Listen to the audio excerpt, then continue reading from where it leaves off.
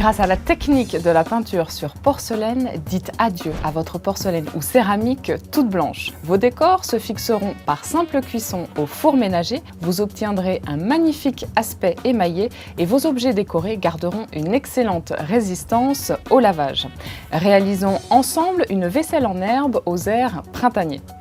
Le matériel nécessaire pour cette réalisation: de la peinture thermodurcissante du coloris de votre choix. Dans notre cas, nous utilisons la peinture pour porcelaine 150 de PBO, des pinceaux fins et très fins et bien évidemment des objets à décorer. Ici, une assiette plate et une tasse. Tout de suite, notre démonstration en compagnie de Katia Feder, notre réalisatrice du jour. Katia, par quoi commençons-nous? On va commencer déjà par dégraisser le support qu'on va travailler. On va le nettoyer avec soit de l'eau savonneuse ou alors avec un petit peu d'alcool. Et on va bien sécher surtout avant de commencer à travailler.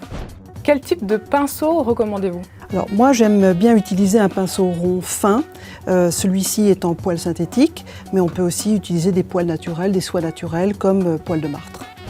Est-ce que ces couleurs sont miscibles entre elles? Absolument, et vous pouvez les mélanger à volonté, obtenir un nombre de gammes de teintes énorme.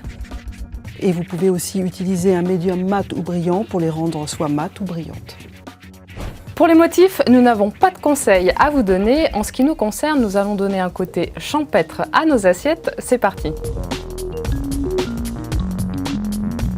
Eh bien oui, à vos pinceaux. Alors ce qu'on va faire, c'est qu'on va déjà commencer à peindre tout le tour de l'assiette avec des brins d'herbe.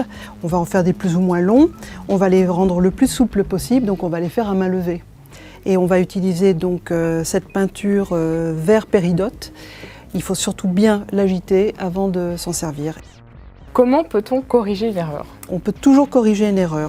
On trempe un coton-tige dans un petit peu d'eau ou une petite goutte d'alcool ou le chiffon et on intervient le plus vite possible quand on a fait l'erreur. Comme ça, la peinture n'a pas pris le temps de sécher. Peut-on superposer deux couleurs? Oui, quand on va peindre la première couche, il faut faire une petite pré-cuisson de manière à ce que quand on va passer la seconde couche, on ne dilue pas et on ne fait pas craqueler la peinture du dessous. À quelle température et combien de temps?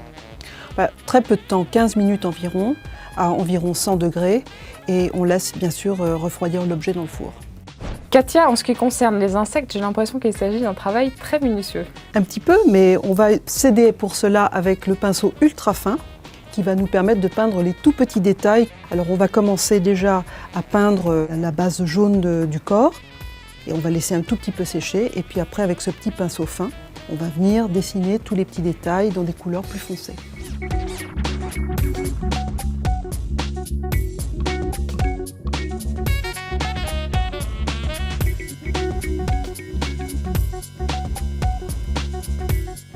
Combien de temps faut-il attendre avant de passer la réalisation au four? Donc on attend 24 heures et ensuite on fait une cuisson à 150 degrés. La cuisson démarre à froid et quand la température est atteinte, on attend une trentaine de minutes. Juste une petite précision, il faut attendre le refroidissement complet du four avant de sortir l'objet. Et par la suite, pour l'entretien? Eh bien, cette peinture est prévue pour passer au lave-vaisselle, mais comme c'est une peinture artisanale, il est bien évident qu'elle est un petit peu plus fragile qu'une peinture sur une assiette qui aurait été peinte de manière industrielle.